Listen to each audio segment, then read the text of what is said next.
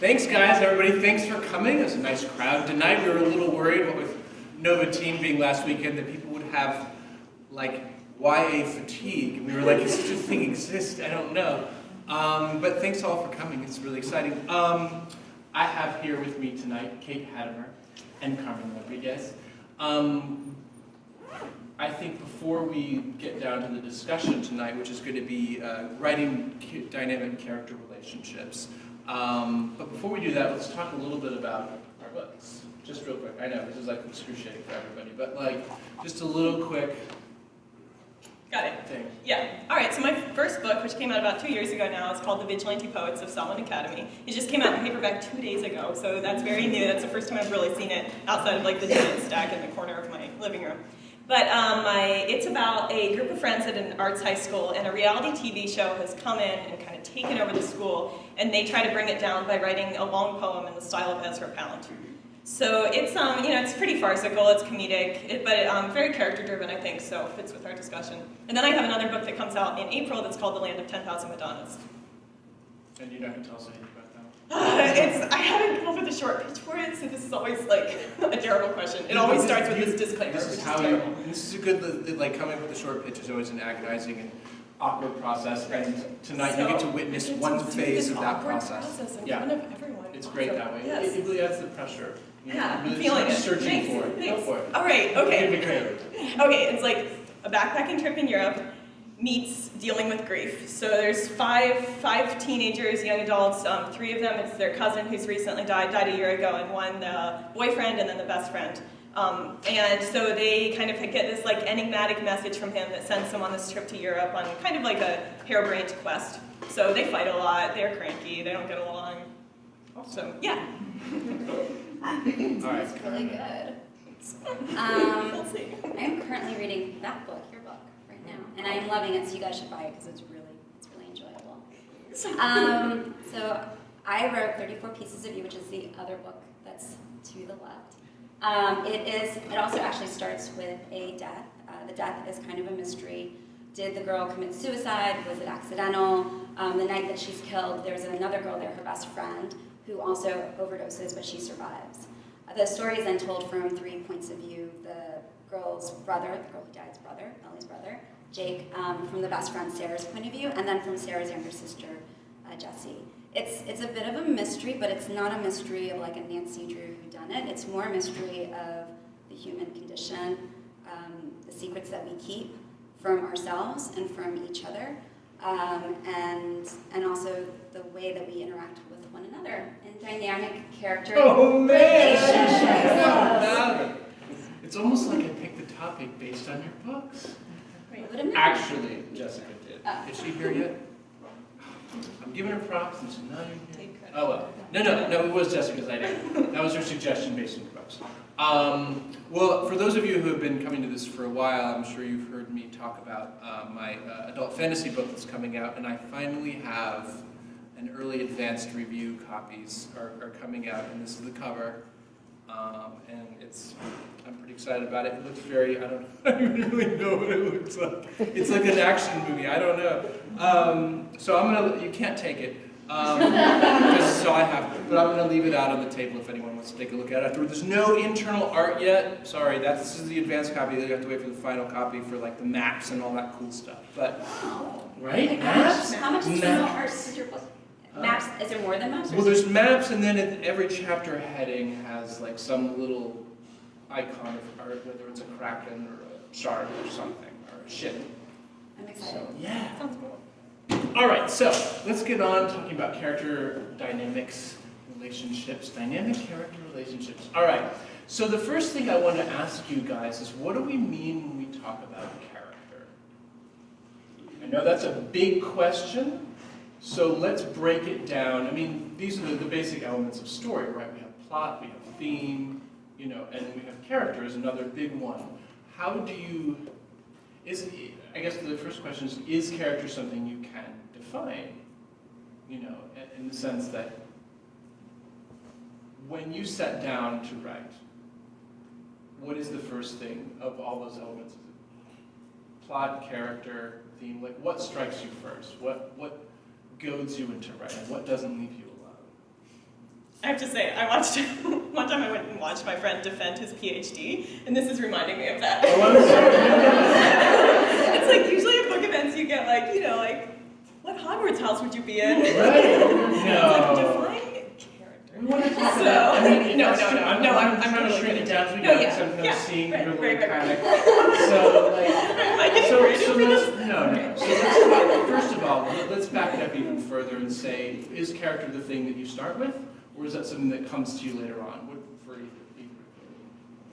I mean, I think it would be hard to not start with character in some manner, right? Because even if you're starting with a plot, you're putting a character smack in the middle of the plot, and you kind of have a certain character that would respond to it perhaps with the most amount of tension, right? So, for example, with, you wouldn't put a character who's just super evolved into a story about struggling with, like, let's say, death, right? So that the character's just like, well, I got that down. One chapter, boom. Process my guilt, done. Like, you know, so I think it's really hard to kind of separate the two. For me, I'm pretty drawn, to start a book, I'm drawn to, maybe to say a character that's in conflict with a situation. So maybe I'm starting with conflict. But You're it has starting this, with the situation? well, I'm starting with these two things that are in conflict. Okay. And so it's definitely on this, you know, one side it's the character, and then it's the situation. Well, that's marvelous, because you know drama, the root of all drama is conflict, so. So is that how you guys start too? No, I start. That sounds like way too functional. No, I always start with character. For me, there's always like a specific one specific character who just will not leave me alone. And so then, and oftentimes, I have to be patient because I don't initially know what to do with them or where they go or what setting they're in or anything about them. I just have this character, and I have to kind of wait patiently and work on something else while this character slowly, while the world kind of slowly fills out around him or her. You know, with Hope and Red, it was absolutely Hope, was like, I didn't even know her name, like I just knew her, and everything else kind of came out of her. Whatever she needed, whatever she didn't need, whatever she was trying to avoid, you know, all of those things. Didn't to say that I started with her at the beginning of what ended up being the beginning of the book. You know, I started with her at some point in her life, and then the book actually begins when she's only 8 years old. So in addition to expanding in terms of setting in place and all that stuff, I also expand in terms of time. But, you know, oftentimes it can go a long time before I have anything to do, anything for the character to do. You know, and I'll try to put them somewhere and it just goes nowhere because it's not ready yet. But what about you? Yeah, I think I definitely see threads of that, having one character that's stuck in my head and not being able to get that out. I think I start with theme though to a great extent, where with Vigilante Poets I really wanted to write about this like tension between life and art and narrative and what it means to have a story of yourself and to tell that story about the world, but then also that we're spending all this time reading fictional stories. So I had like these like big broad themes, and then I think the character came after that though. And I think same thing with Madonna's, so I don't know, I haven't really analyzed this too much. But where do they come from, these characters in our heads? Where do they? Right? I mean, are they, I've always felt to some degree that they're always an aspect of us. Yeah. Like we take little slivers of ourselves and we kind of let them grow, like shrinky dinks. Or no, the opposite of shrinky dinks. What's the opposite of shrinky? I don't know. Whatever the ones you put in water and they expand, those. They're little pills, you know what I mean? Yeah, okay, thanks. So I feel like that every character I write is some aspect, even the bad ones, especially the bad ones probably, but all of them really are some element of myself. I mean, would you guys say that's true for you or not? Because it's not true for everyone, I've discovered. For me, for sure, yeah. What about for you? I'm going to have to differ on that. No, absolutely. That's it'd be weird if we all agree. I think for me, it's if it's not an aspect of myself, it's definitely an aspect of somebody that I've known, or sometimes it's somebody that somebody else knows. So, for example, with 34, there's a scene in there where the girl she cuts herself.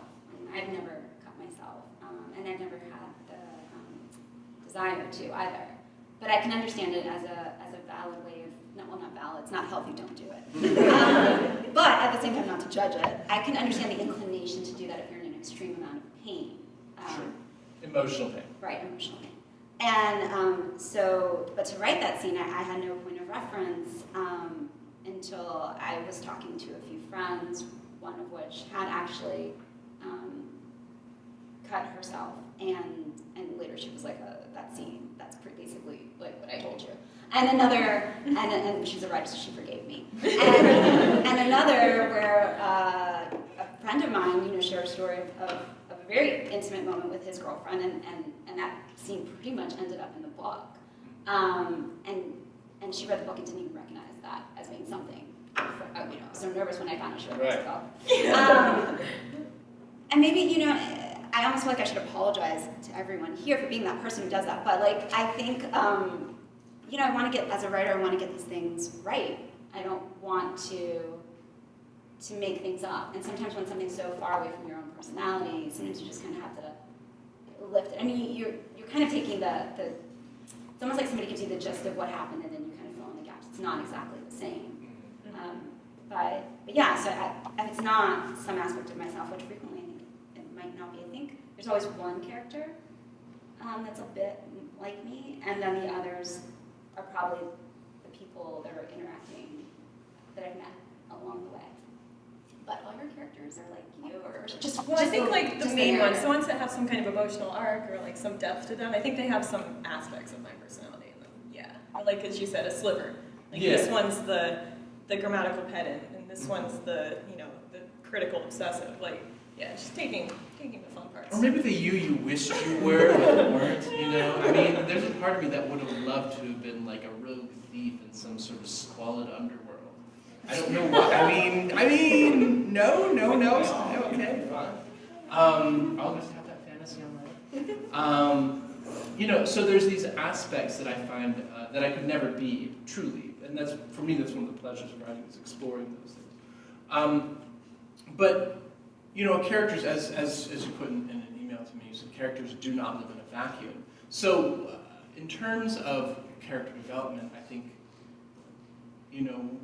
oftentimes, and I think, Carmen, you said that, I'm thinking, we are as people, not even just characters, we are as people, often we are defined by our interactions with others. And as Carmen so astutely pointed out also, that we change based on who we're interacting with. And so I wanted to talk a little bit about, is this something that you're aware of as you're writing? These kind of dynamics of, who is this person talking to? How do they act around that person versus somebody else? Or is this something that you guys think about consciously, or does it come out organically simply by having some knowledge of the people having the conversation? Or I think I think about it. I think about it a lot, but on the other hand, I think it kind of comes out organically, where it's something I'm conscious of, and it's something I'm very aware of. That I'm aware of how different I act around different sets of people, and I think that probably everyone feels that chameleon-like quality in themselves.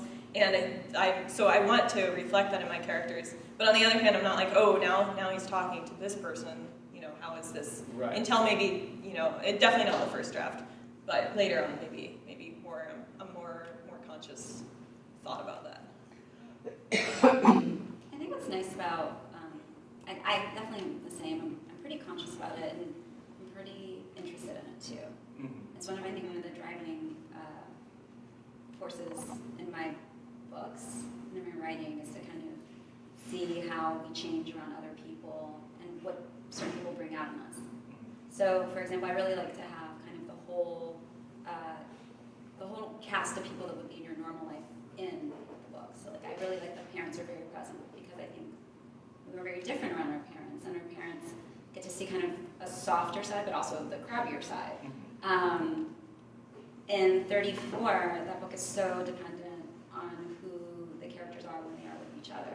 So when I was picking characters, I was picking them for access. For example, when I started the book, I started with Sarah, which is the girl who's there when Ellie dies.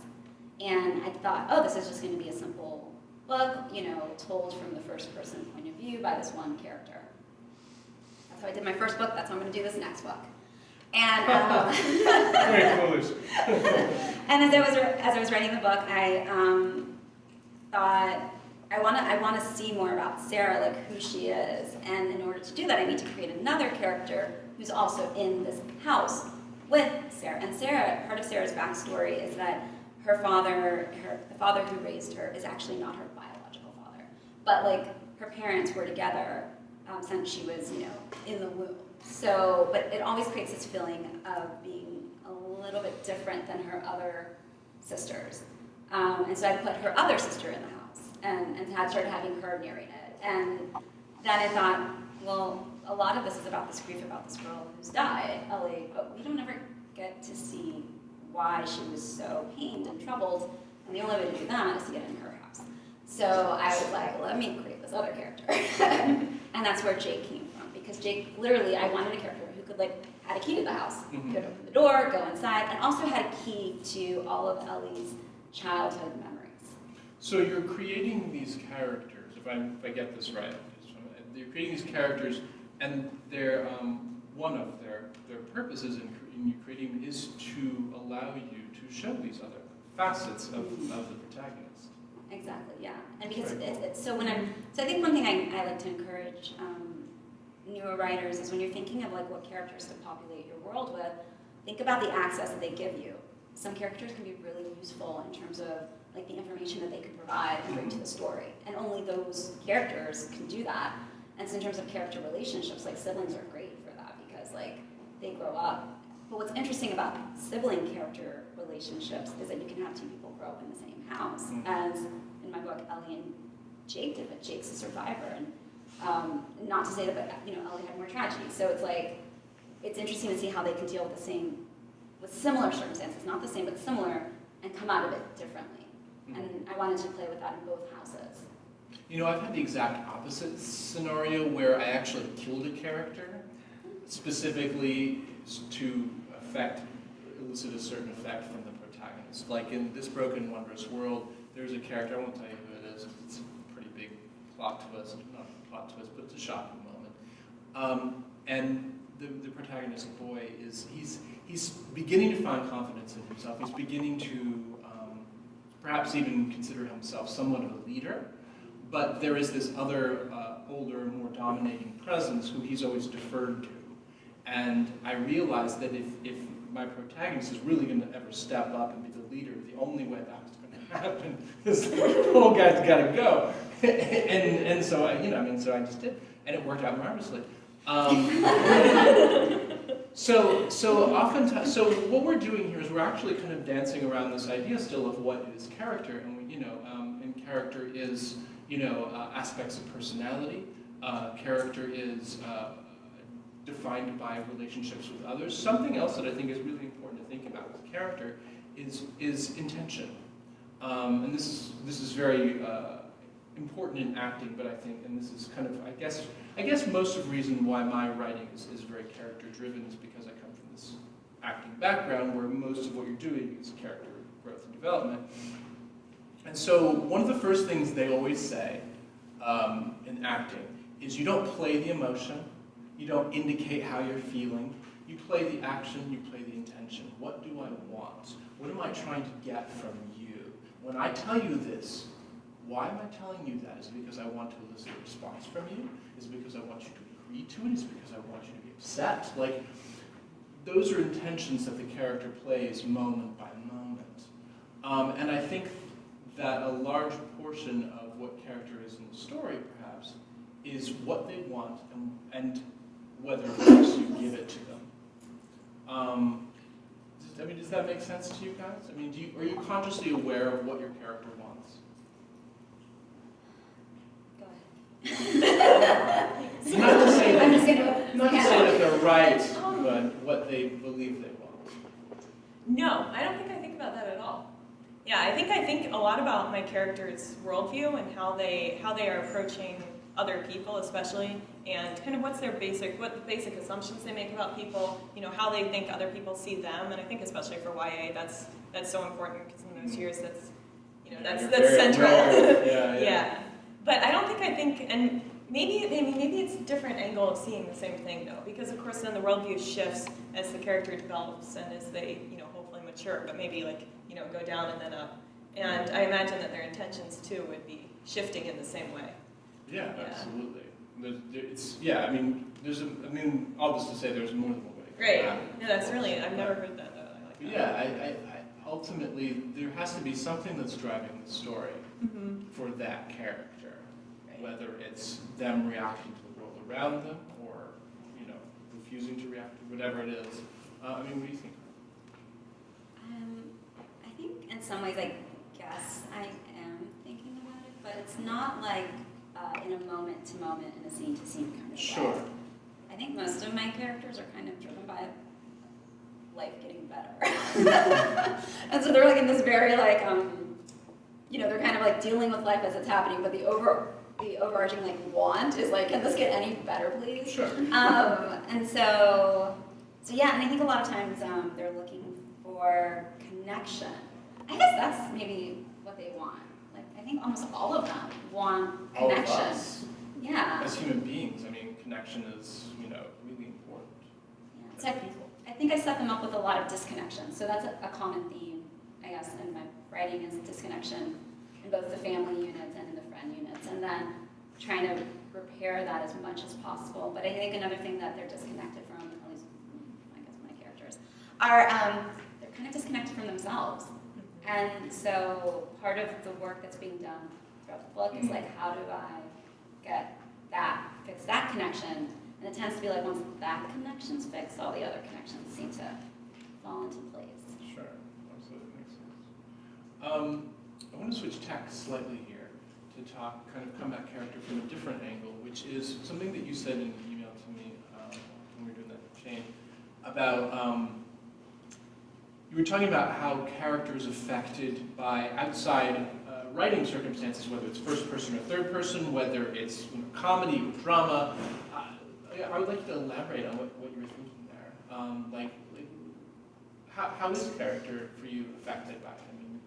Well, I think that actually is just what Carmen was just saying about characters not knowing what they need themselves or not knowing themselves. And for me, especially writing in first person, which Vigilante Poets is in first person, from the perspective of a pretty immature high school junior boy. So there was that was a huge challenge to be able to portray, him in all his fullness, as well as the people around him in their fullnesses without, deviating from his voice, which is so the minute he gets close to anything approaching profundity, he stops and makes a joke. Sure. So it was, and he sees everybody else as very two-dimensionally. In a lot of ways, he imagines himself two-dimensionally. And so that was a challenge for me, and I think that's why I started thinking of that, is that I had to explore some of these different methods of creating character that's not just, narration or what the character's thinking, which I think goes back to what you were saying about, sibling relationships or how they're, how they act with different people, and where you can start to see, maybe it's not like a glass pane that you can see right through, but it's a prism where you have all these different angles, and maybe you can kind of get a sense of it from that.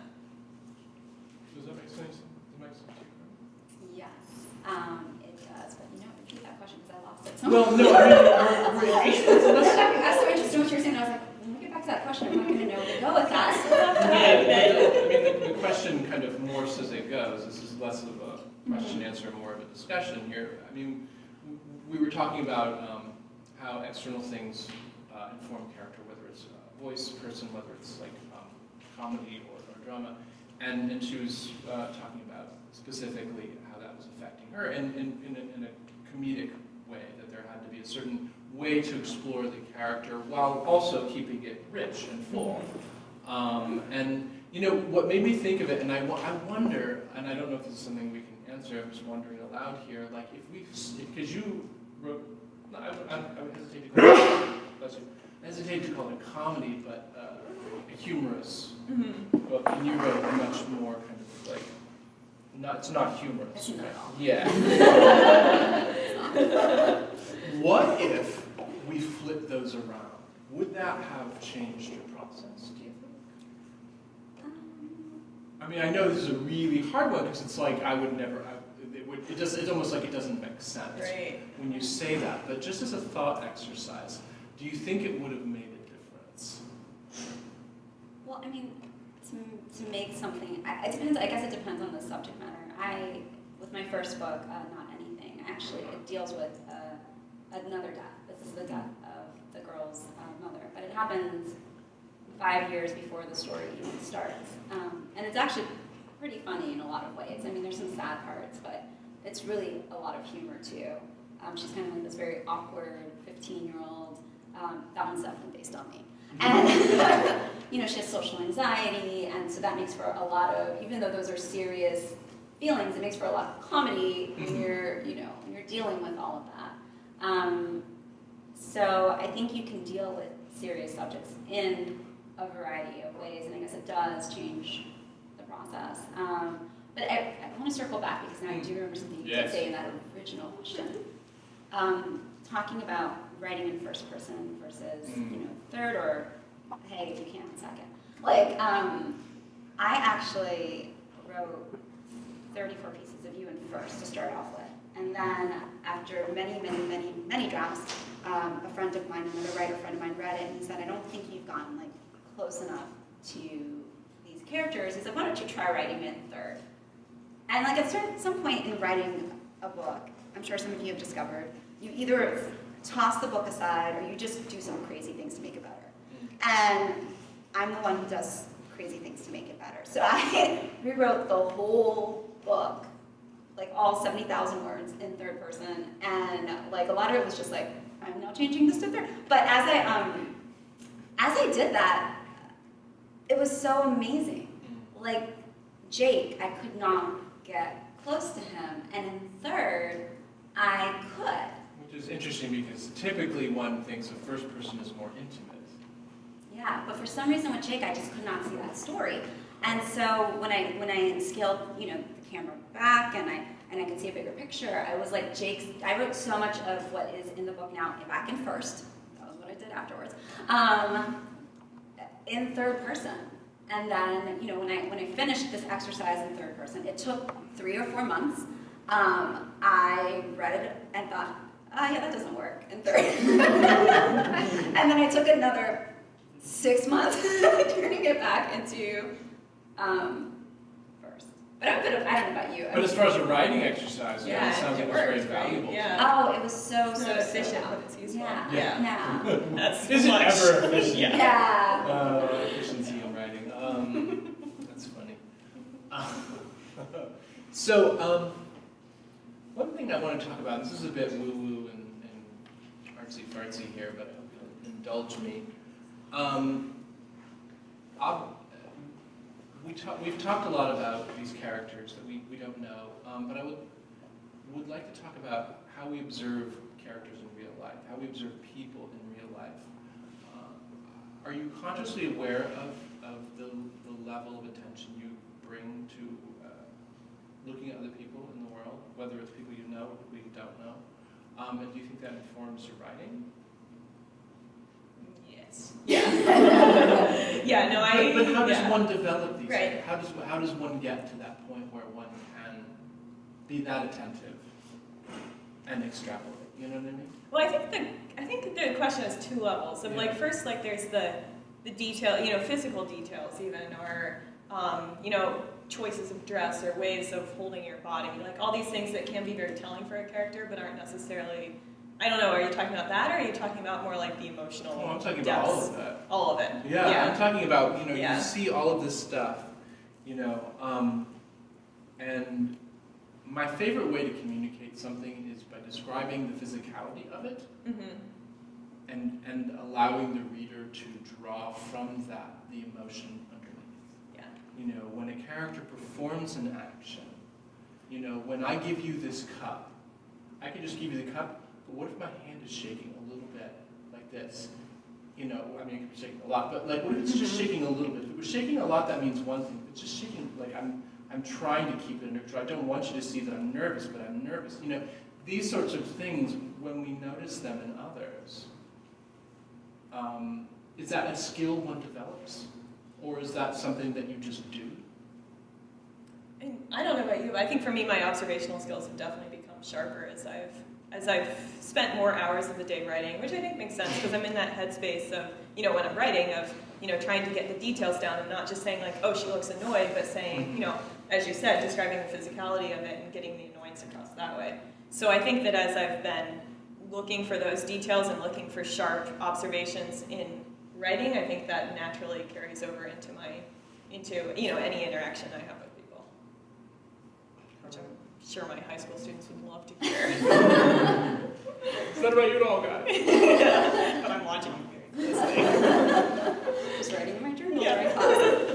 I think you probably become a writer because you are pretty aware of others and the way their behaviors and their motivations, and you find that fascinating, and that's why at first it probably starts off, I'm just recreating this on paper, what I've been observing and seeing, and sure. What you're talking about at the beginning, like people that you know when you write, that. Yeah, and so for me, I'm pretty.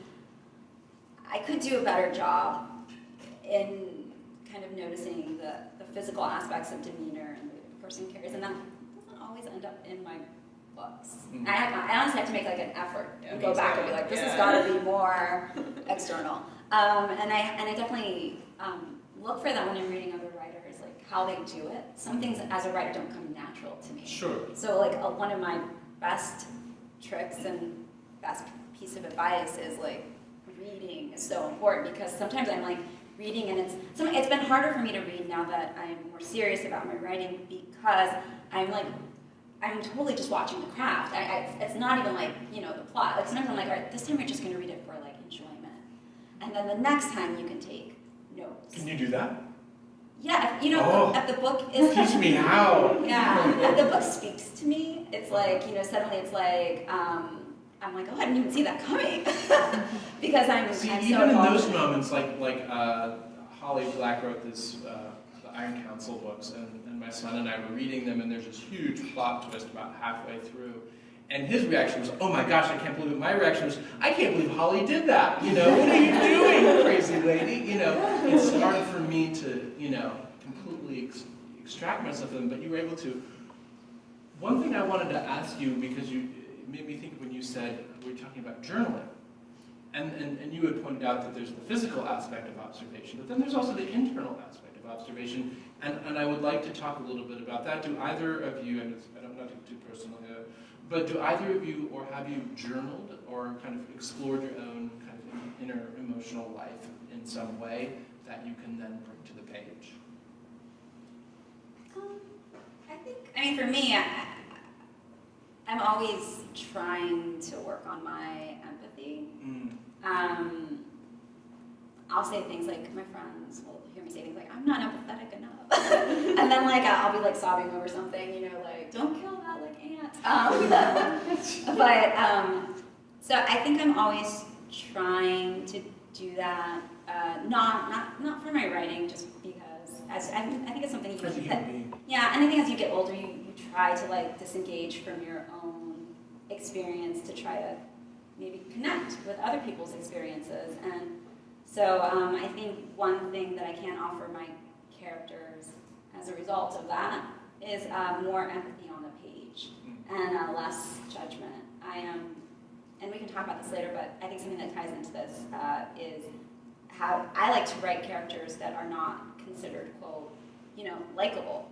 And I hate that word, writing a likable. It's a really loaded word. Yeah, and I think maybe that's because I am working on that empathy and trying to understand why people can act in ways that feel terrible to us but make sense in the context of the situations that they're placed in. So yeah, I guess it is pushing over onto the page.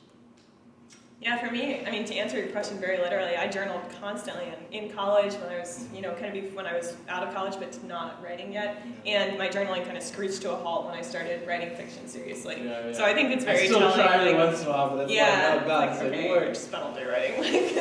Yeah, but I think for me, a lot of my that filtering of my experience is happening now in my fiction, which it's very disguised, but process is still happening. Yeah. I have tons of other things I want to talk to you about, but I also am trying to keep an eye on the time here, and I don't want to get too greedy. So Let's open it up to questions, if anyone has any questions yet. Oh, really? Okay. All of you people are going to go to questions? Yes. I was just going to ask in terms of, I guess more from a revision standpoint, Yeah. do you do at any point in your revisions a draft where you go through and just focus on character relationships? Like right now I'm looking at character A and character B, and then character A and character C, or do you have any sort of character-focused revisions? I'll let you guys answer some first. Well, I hadn't until my forthcoming book, the one in April, which I kind of like, I was just over-ambitious, really, and it's from 6 different points of view, 5 third person, 1 first person, like, terrible idea, don't do that. And I realized, like, this was probably the 3rd rewrite, and my 2nd one with my editor, that really, that's what I needed to work on. So, and it was really, I mean, talking about likability again, like, 3 of my characters were, so one of them is like super autobiographical, like probably the most autobiographical character I'll ever write. And that character, I'd worked on this revision really hard, sent it off to my editor, got back the note, I know, and of course it began great start, which is like, oh my gosh, the thunderclap of editorial letters. But yeah, you know, some stuff is not going well. But then the next sentence was Cal, this character, who's like, she said, she's just so unlikable. And I was like reading this as like, you are. And then it went on, she's so cranky that I don't understand how anybody could have any sympathy for her. I was like, okay. So after I emotionally recovered, I don't know, maybe I haven't. Sobbed in the corner for rocking. Yeah, no, you're kidding, but yeah, no, there was some rocking. But then I realized, like, a way into her was by fleshing out her relationships with other people, which again, like, her big brother is on the trip, so that was a big kind of like an entry point, an access point. So I guess instead of putting him in to get there, I kind of realized it back, you know, as you did. I think I got to it backwards. But yeah, so that whole revision draft was really focused on, you know, not making her likable because she's critical and judgmental and, you know, just not like, you know, not in a good place emotionally, not doing well. And really, like, all these bad aspects of her personality are coming out, and I wanted them to come out, but I also wanted the reader to have sympathy for her, and so that was a very character-focused revision. Yeah, I think when you're doing revision, like, you almost just, like, you review your manuscript and, like, what did I do good and what did I not? And then you proceed from there. So I think every book is different. Sometimes you'll nail, like, the character relationships, and you might not nail something else. So yeah, for sure. I mean, in the past, definitely I've looked at character. I try to think about, like, where the character ended up, because a lot of things surprise me along the way, and then I have to go back and kind of pre-write, like, or like post-write stuff that really is before all of that to define the relationships to lead up to this thing that happened at the end that feels really right. So I'm like, that's the right thing, but it's not there. You have to go back and support it then. Yeah. It's like missing from page like 1 to 150. Right. Yeah. Yeah. You just kind of. That's what I like. In the book that I read now, which is the sequel to this one, that there again, it's always hope. God, she's just. I skipped steps in her character arc without realizing it at the time. But then, you know, you look back and now I'm going through and focusing specifically in the entire draft. Okay, what steps, you know, making sure like I'm really kind of fine-tuning. I can't just jump her from A to D. You know, I got to go through B and C first to get there. Okay, what does B look like? Okay, well then what does C look like? And then sometimes, of course, you find out that by that time, when you get to D, D actually looks different now, and you're like, oh, yes, you know. So that, and I think it's hard to allow that change, but I think it's important to be open to it still. You know, that makes sense. I think so much of writing is being open to what happens between you and the page. Yeah. Over the course of the months that it takes to get from the beginning to the end. Yeah. Years. Yeah, years. Months. Yeah, I think like I had a character who I loved this character. It was like the comic relief of my next book that comes out in the summer, you guys. Universal Law, Sally and Marco, just gonna throw that out there. But you don't have to be subtle about it. I'll be back now. Yes, please. But I had this character named Pete, and I loved him. He was like one of Marco's like best friends. And when I did my revision, he just was not working in his current role. Like Marco had another best friend, and I was like, wow, there's two best friends, and this feels really redundant, even though they were very different. So I was like, okay, I don't want to let go of Pete, but I guess I could let go of Pete. But then I was like, you know what? I can keep Pete in some ways. I just need to change where he is in the story. So Pete became Boone, which is Sally's older brother. Pretty much same kind of personality, but different. Different function in the plot. Yes, exactly. So even sometimes like that in a revision, I might be like, when I'm strengthening the character relationships, I might like a character, but then like revive him elsewhere. In a different function. Nice. Yeah. Jon Snow, guys, coming back. Any other questions? Yes, in the back. The topic is character relationships, but we haven't even mentioned the primary way through which characters interact in stories, which is dialogue. Which is dialogue. Yeah, let's do that. Let's talk about dialogue. Personally, I'm coming from the theater background. I have to be careful I don't get a little too overboard on the dialogue. I can go on for pages of nothing but he said, she said. You're just having a good time in the room. They're just talking. And occasionally they nod. Yeah. But so either of you guys as much of a weakness for dialogue as I do? I love dialogue. It's like everything. Yeah. I mean, and I love it. Like, it's really good. But I actually am so shy with dialogue. It's one of my. So I admire it when I see other people just kind of like going like back and forth with it. I'm like taking notes and being like, all right, I need to do that. And I'll actually do like exercises in my own work to kind of get that dialogue. Just to strengthen that skill. That's a really good point. That when you have a skill, you need to strengthen, so you can go back and do that, recognizing which things you need to work on, and then going back and working on them. So with dialogue, is it just pop out of your head? Like, how is dialogue magically made, or like? Well, I think for me it's a tool. Even drafting, my drafts are always way too long, and the characters sit around for 8 pages and do nothing. Yeah, but it is like I think it's a tool to get to know the characters and to get to know how they're relating. And I've kind of drafting. Sometimes I'll be like, oh my gosh, I'm going to cut all this, but then I just kind of let myself go with it because it's like I'm kind of I'm getting to the 10 lines I'm going to keep. So, and it helps me refine, who they are. I think I do a lot of that through how they speak and what they choose to say and whether they're speaking and how they respond to other people. That's a really good point, what they choose to say. I really want to emphasize that because it's not just everyone. There's a temptation when you're first starting out to have the characters say everything that they're thinking. And I don't know about you, but I'm pretty sure none of us do that. Unless you're like crazy or there's a few people who do. But most of us on some level decide what we're going to say. And what we choose to withhold is often just as telling as what we say. Is this something you're aware of when, or do you hold things back? I think that's interesting because you can also see the characters' dialogue patterns change depending on who else is in the room with them. So like, for example, in my first book, Nominating, Susie, the narrator, had a best friend, Marisol, and when they're in the room together, the dialogue does flow.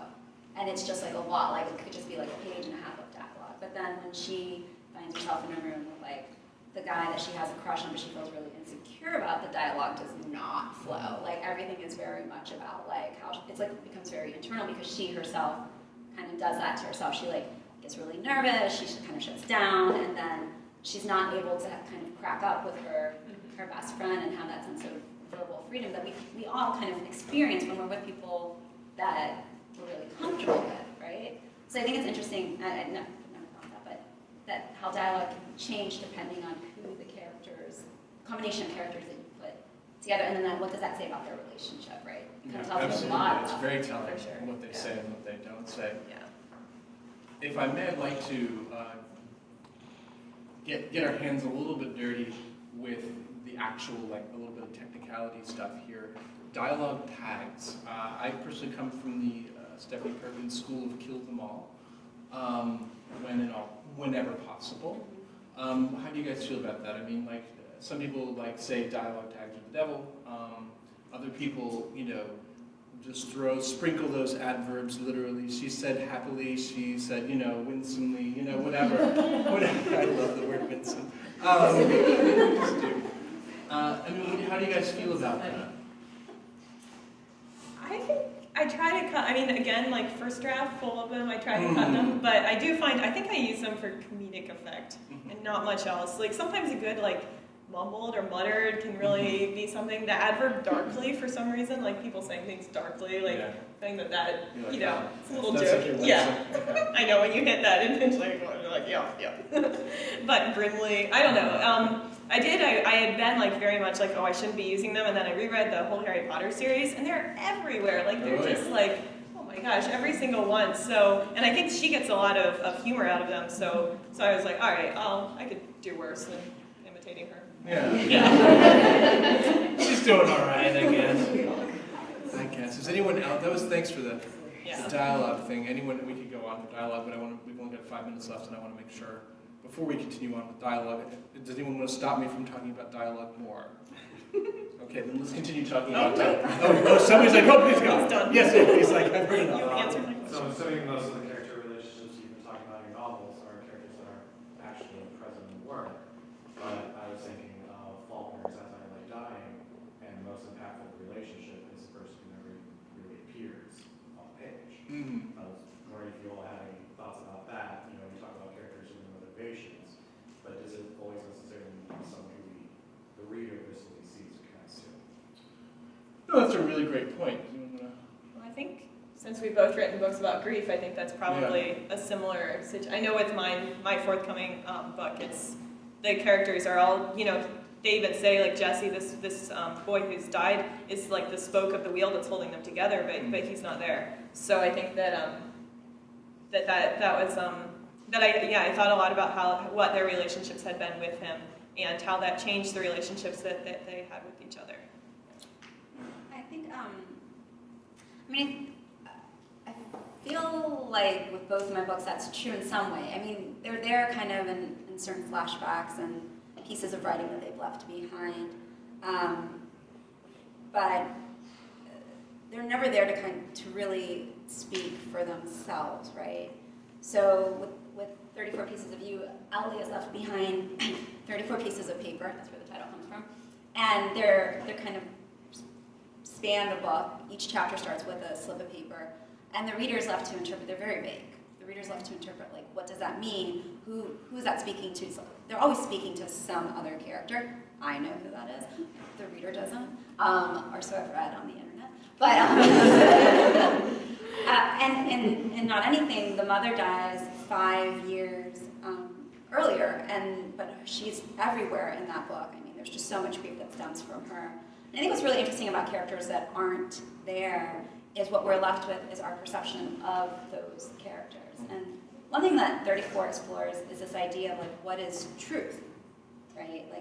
When people pass away, we kind of make decisions about who they are and also our relationship with them and what their actions meant. And that's not necessarily true. It's just our perception. Well, and oftentimes we're tempted when someone passes away to kind of edit things, edit our memories of them, edit we think of them. It's interesting because when you have a character who is not actually in the story, who's an important aspect of it, everyone else is shifting, they're changing, their characters hopefully are growing, maybe maturing, maybe devolving, whichever direction they're going, they're changing, and that person who is not there is a fixed point, and I like that spokes on a wheel thing, and there's all these people around changing and moving, and that person cannot move. But that doesn't to say that their perceptions of that person don't change over the course of the book. Of course, that person is not changing. What's changing is them and their viewpoint, which is really kind of an interesting dynamic right there. But it's a really great one to explore. I've got maybe time for one more question. Anyone else? All right. So in closing then, what is your favorite bad behavior thing to do with a character? When you're I know I shouldn't do this, but I'm going to do it. bad behavior on the part of the author, or on the part of the text? I was thinking the author, Okay. but if you want to go with the Wait, character, what do you that's mean fine. in the, I don't know, do you get this? Or bad behavior? Yeah. Well, I mean, the first thing that popped to mind, I don't know. Yeah. But the first thing that popped to mind for me is like, so one of my first readers is my sister, and she has a 15, oh actually now, oh my goodness, she has a 16-year-old, almost 17-year-old daughter, but she still won't let me read my books.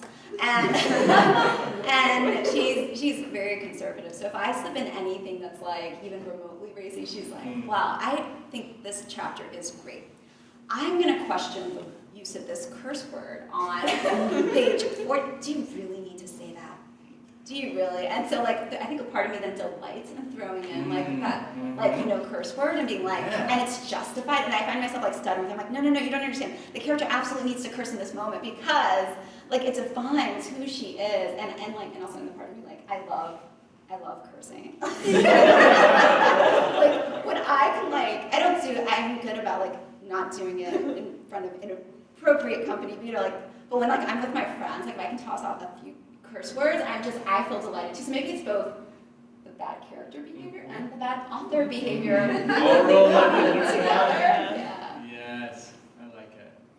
All right, and I think we're at time here. Thanks for coming. We have a mailing list. We'll be announcing the next one, which will be May. Somebody help me. May 11th. Thank you, May 11th. And there'll be, if you're not on the mailing list, put your name on there, and we'll send you an email. Come to this fancy thing here. Fanciness. And thanks for coming, guys.